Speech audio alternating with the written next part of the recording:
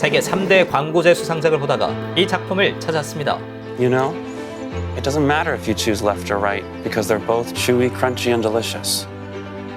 You know, it doesn't matter if you choose left or right because they're both chewy, crunchy, and delicious. You know what else I like? No, what? The sound of the snap. When you bite into it.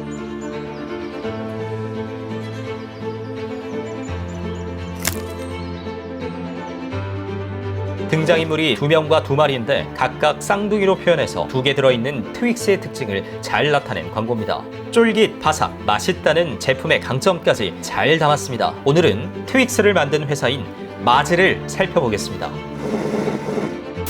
놀랍게도 이 회사는 트윅스 말고도 스니커즈, M&M과 같은 메가 브랜드를 여럿 보유하고 있습니다. 물론 처음부터 잘 된 건 아닙니다.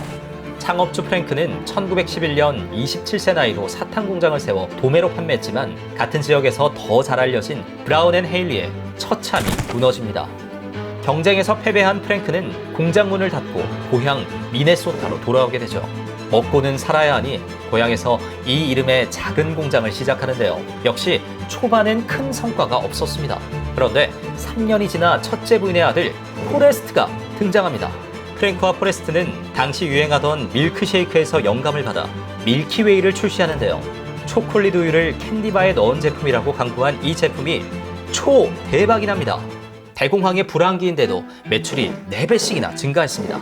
효자 상품으로 자금이 모이고 재투자가 가능한 환경이 만들어졌는데요. 물 들어올 때 노젓듯 규모를 키워 공장을 시카고로 이전하고 직원도 200명 가까이 늘립니다. 그리고 대망의 걸작이 등장합니다.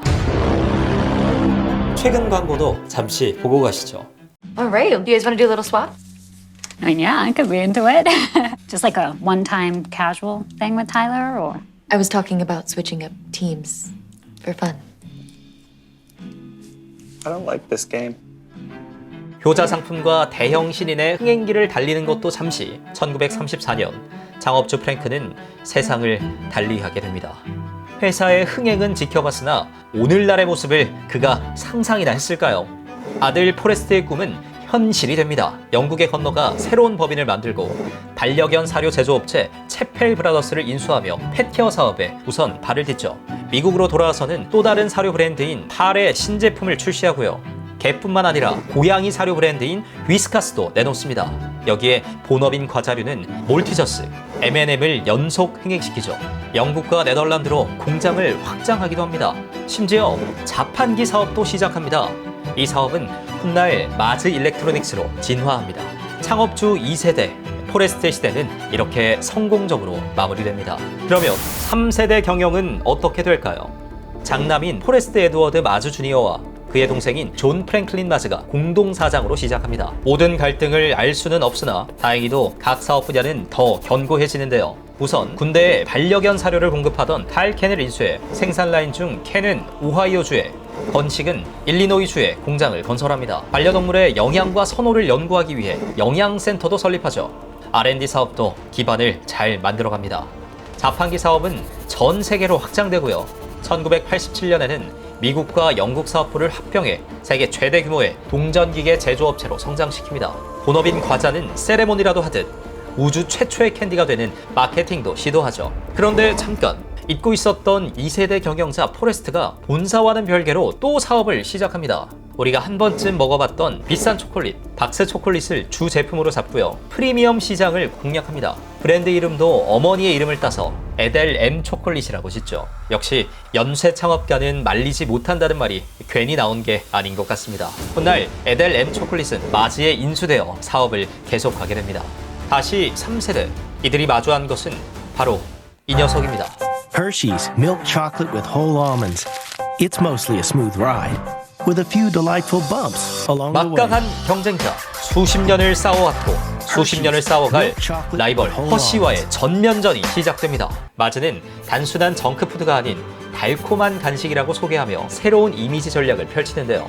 $500만 써서 M&M과 스니커즈를 올림픽 공식 간식으로 만들기도 하죠. 당시 광고에서는 선수들이 단맛 나는 스낵으로 빠르게 에너지를 얻는 모습이 비춰졌습니다.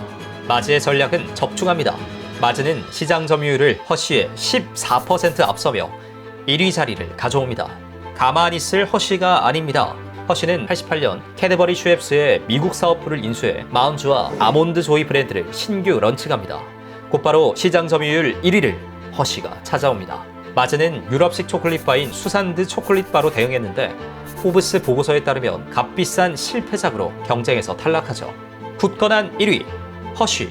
마즈는 어떤 선택을 했을까요? 기존 브랜드인 M&M에 유행하고 있는 땅콩 버터를 바릅니다. 익숙한 브랜드에 유행하는 맛, 실패하기 어려운 전공법을 펼치죠. 그리고 새로운 브랜드를 만들기보단 기존에 있던 브랜드를 인수하는데요. 원래 하던 상온 제품이 아닌 냉동식품을 사옵니다.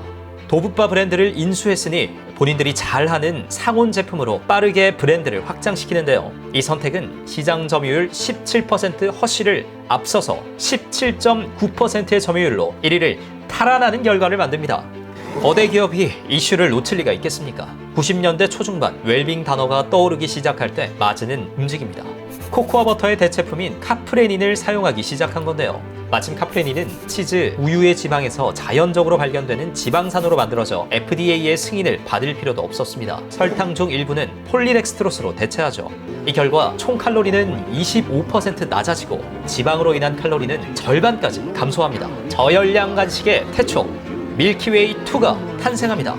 혁신이었습니다. 우리가 제로 콜라를 처음 봤을 때 그 느낌과 비슷하지 않을까요? 이후엔 시즈 오브 체인지사를 인수해 유기농 식품 사업에 진출하고 우리에게 익숙한 제품과 디자인으로 각 브랜드의 모습이 완성됩니다. 마즈는 지금으로부터 10년 전에도 트렌드를 놓치지 않았는데요. 지속 가능한 사업에 대한 관심을 주로 표하고 제노스코퍼 레버로터리사를 인수해 반려동물 헬스케어 분야의 혁신도 준비했습니다. 4세대는 오너 가족 일부가 물러나 전문 경영인 체제가 확고해지고 있는데 과연 마즈의 흥행기는 지속될 수 있을까요? 오늘은 세계인의 국민 간식이라 불리는 마즈의 성장과 진화를 살펴봤습니다.